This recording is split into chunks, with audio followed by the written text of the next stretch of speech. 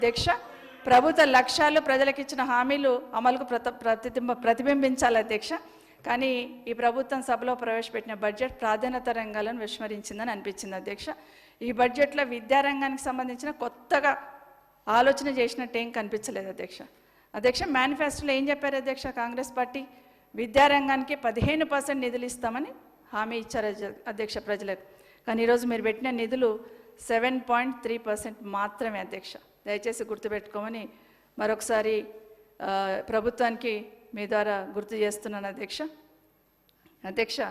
విద్యారంగం నిజంగానే అత్యధిక ప్రాధాన్యతతో గుర్తించాలి అధ్యక్ష. విద్య కోసం పెట్టే ఖర్చును పెట్టుబడిగా భావించే ఈ విద్యారంగానికి పెద్దపీట వేయాలని ఈ ప్రభుత్వాన్ని కోరుతున్నా. ఆనాటి ప్రభుత్వం కూడా అదేవిధంగా ఆలోచన చేసింది కాబట్టి కొన్ని నిర్ణయాలు తీసుకున్నాం అధ్యక్ష. మాట్లాడితే గత ప్రభుత్వము విద్యను నిర్లక్ష్యం చేసిందని మాట్లాడుతూ ఉంటారు అధ్యక్ష. గత 9.5 సంవత్సరాలలో 1,87,000 కోట్లు విద్యారంగం మీద ఖర్చు పెట్టాం అధ్యక్ష. లెక్కలు అక్కడే ఉంటాయి అధ్యక్ష. లెక్కలు మేమైతే తీసుకురాం అధ్యక్ష, డెఫినెట్గా అక్కడే ఉంటాయి.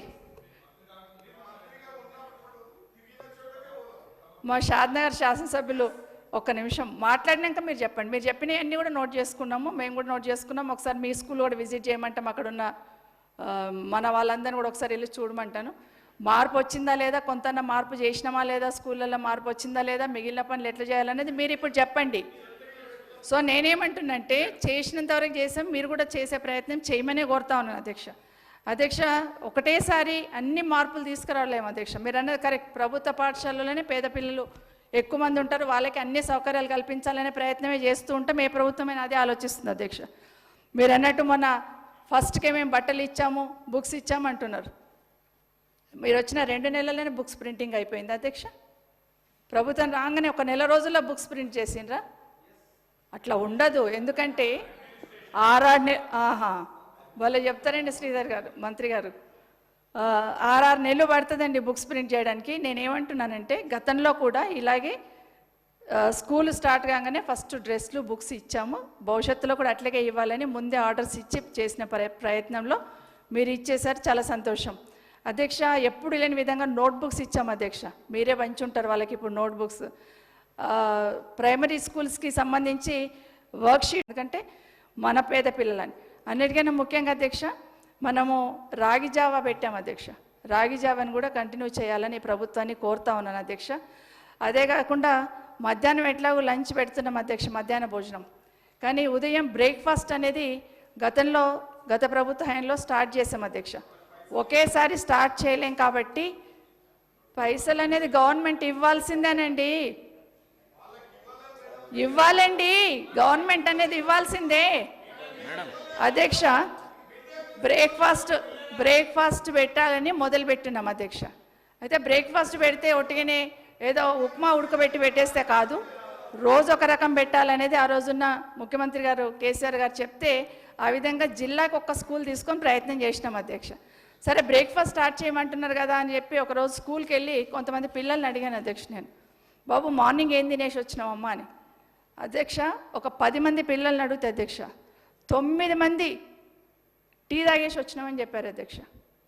ఎందుకమ్మా అంటే మధ్యాహ్నం ఎట్లాగ మధ్యాహ్న భోజనం ఉంటుంది కదా మేడం, అందుకే మేము టీ తాగి వచ్చాం, మా అమ్మ నాన్నలు పొద్దున్నే వెళ్ళిపోతారు పని చేసుకునేకి అని చెప్పారు. నిజంగా చాలా బాధ అనిపించింది అధ్యక్ష. కాబట్టి ప్రభుత్వాన్ని కూడా నా రిక్వెస్ట్ ఒకటే అధ్యక్ష,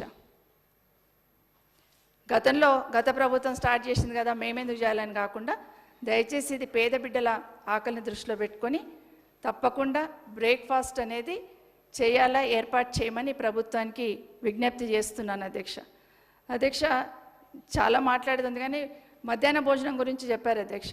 మధ్యాహ్న భోజన కార్మికులకి నిజంగానే కరెక్ట్ టైంకి వాళ్ళకు డబ్బులు ఇవ్వం అధ్యక్ష. ఇప్పటికైనా మీరు 2-3 మీటింగ్లలో నేను చూశాను మాట్లాడుతున్నప్పుడు గ్రీన్ ఛానల్ పెడతామన్నారు, పెట్టండి అధ్యక్ష. వాళ్ళకి అవసరం ఖచ్చితంగా మధ్యాహ్న భోజనం చేసే వాళ్ళకి టంచంగా ఇవ్వాల్సిన అవసరం ఉంది ఒకటి అధ్యక్ష. గతంలో మధ్యాహ్న భోజనం వాళ్ళకి వండుతున్న వాళ్ళకి 1000 నుండి 3000 చేశాం అధ్యక్ష. కానీ కాంగ్రెస్ ప్రభుత్వం వస్తే 10,000 చేస్తామన్నారు అధ్యక్ష. దాని గురించి కూడా ఆలోచించమని ఈ ప్రభుత్వాన్ని కోరుతూ ఉన్నాను అధ్యక్ష. ఇదే కాకుండా అధ్యక్ష ఇంగ్లీష్ మీడియం అధ్యక్ష. ఎందుకు గవర్నమెంట్ స్కూల్లో ఉన్న పిల్లలు ప్రైవేట్ స్కూళ్ళతో ఈక్వల్గా ఎందుకు ఉండకూడదు, ఎందుకు వెనకబడుతున్నారని ఆలోచించినప్పుడు ఎందుకు ప్రైవేట్ స్కూల్స్కి వెళ్తున్నారు, మన దగ్గర ఇంగ్లీష్ మీడియం లేదు కాబట్టి అక్కడ వెళ్తున్నారని ఆలోచనతోనే అధ్యక్ష ఇంగ్లీష్ మీడియం కూడా ప్రవేశపెట్టడం జరిగింది అధ్యక్ష. బైలింగ్వల్ బుక్స్ ఇచ్చినాం అధ్యక్ష, అందరు చూస్తూ ఉన్నారు. దాన్ని అంచెలంచెలుగా ఒకేసారి మనం చేయలేం కదా అధ్యక్ష, పిల్లలు కూడా నేర్చుకోవడం కష్టమవుతుందని అంచెలంచెలుగా చేయడం జరుగుతుంది. దాన్ని సీరియస్గా అమలు చేయమని ఈ ప్రభుత్వాన్ని కూడా కోరుతా ఉన్నాను అధ్యక్ష. అదే కాకుండా అధ్యక్ష ఇంటర్మీడియట్లో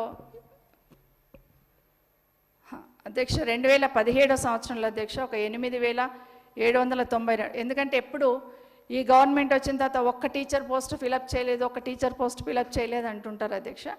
2017లో 8,092 ఉద్యోగాల భర్తీకి పబ్లిక్ సర్వీస్ కమిషన్ ద్వారా రిక్రూట్ చేసాం అధ్యక్ష. అందుకే డిఎస్సి అనేది కింద పబ్లిసిటీ కాలేదు అధ్యక్ష. పబ్లిక్ సర్వీస్ కమిషన్కి మొదటిసారి అక్కడ ఇచ్చి అక్కడ నుండి అపాయింట్ చేసుకుందామని అక్కడ నుండి రిక్రూట్ చేయాలని చెప్పినప్పుడు కొంత అక్కడ డిలే కావడంతో మళ్ళీ నెక్స్ట్ ఎప్పుడు చేసినా కూడా ఇంకా డిఎస్సి ద్వారానే చేయాలనే నిర్ణయం అప్పుడు తీసుకోవడం జరిగింది అధ్యక్ష. 8,792 ఉద్యోగాలు ఇక్కడే ఇచ్చాం అధ్యక్ష. 11,000 పైచిలకు ఉద్యోగాలు గురుకులాల్లో అపాయింట్ చేశాం అధ్యక్ష. 12,000 పైచిలకు నాన్ టీచింగ్ సిబ్బందిని కూడా గురుకులాల్లో అలాట్ చేయడానికి రిక్రూట్ చేసుకోవడానికి శాంక్షన్ కూడా ఇవ్వడం జరిగింది అధ్యక్ష. అధ్యక్ష ఇంటర్మీడియట్ కాలేజ్లో 3,096 మందిని, టెక్నికల్ ఎడ్యుకేషన్లో 520 మందిని, డిగ్రీ కాలేజీలలో 280 మంది కాంట్రాక్ట్ అధ్యాపకులను రెగ్యులరైజ్ చేసినాం అధ్యక్ష. వీళ్ళని రెగ్యులరైజ్ చేయడం జరిగింది అధ్యక్ష. అధ్యక్ష నా విజ్ఞప్తి ఒకటే అధ్యక్ష, ఎందుకంటే ఎన్నికల కన్నా ముందు కాంగ్రెస్ పార్టీ ప్రభుత్వం అధికారంలోకి వస్తే అందరినీ కూడా లెక్చరర్స్, గెస్ట్ లెక్చరర్స్ని కానీ లేకపోతే కాంట్రాక్ట్ లెక్చరర్స్ని కానీ రెగ్యులరైజ్ చేస్తామన్నారు అధ్యక్ష. ఈవెన్ రాహుల్ గాంధీ గారి జోడో యాత్రలో కూడా మరి గెస్ట్ లెక్చరర్లను అందరినీ కూడా పిలిచి మిమ్మల్ని రెగ్యులరైజ్ చేస్తామని మాట ఇవ్వడం జరిగింది అధ్యక్ష. దయచేసి ఆ దిశగా ఆలోచించండి.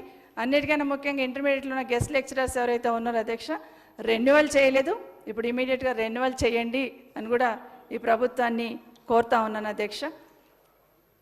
అదే కాకుండా అధ్యక్ష డిగ్రీ కాలేజీలో ఒక 569, ఇంటర్మీడియట్లో 1,523, పాలిటెక్నిక్ కళాశాలలో 315 పోస్టులు భర్తీ చేయడానికి పబ్లిక్ సర్వీస్ కమిషన్ కూడా అప్పచెప్పాము అధ్యక్ష. అవి అక్కడనే ఉంది అధ్యక్ష.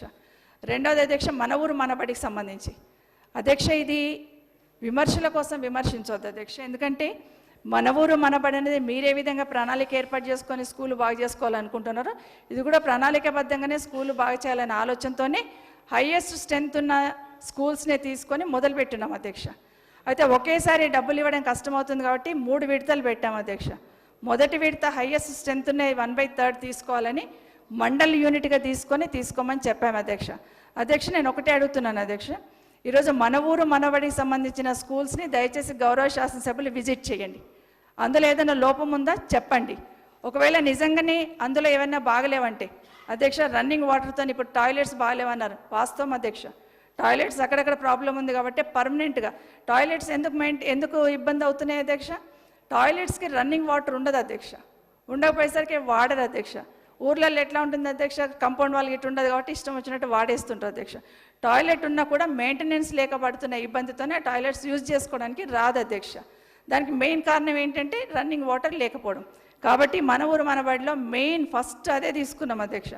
టాయిలెట్స్ స్టూడెంట్స్ సరిపడేటంత ఉండాలి, రన్నింగ్ వాటర్ ఉండాలి, వాష్ బేసిన్స్ ఉండాలి, ఎక్కడైనా లంచ్ చేసిన దగ్గర ఎలక్ట్రిసిటీ ఉండాలి, డ్రింకింగ్ వాటర్కి కూడా ట్యాంక్ ఏర్పాటు చేయాలి, ఎందుకంటే ట్యాంక్ లేకపోతే వాటర్ ఇవ్వడానికి రాదని ఇవన్నీ కూడా పెట్టాము అధ్యక్ష. దీంట్లో గ్రీన్ చాక్ బోర్డ్స్ ఏర్పాటు చేసాం అధ్యక్ష, డిజిటల్ క్లాసెస్ ఏర్పాటు చేయడం జరిగింది అధ్యక్ష, లైబ్రరీలు పెట్టాము అధ్యక్ష, సోలార్ ప్యానెల్స్ కూడా పెట్టాము అధ్యక్ష.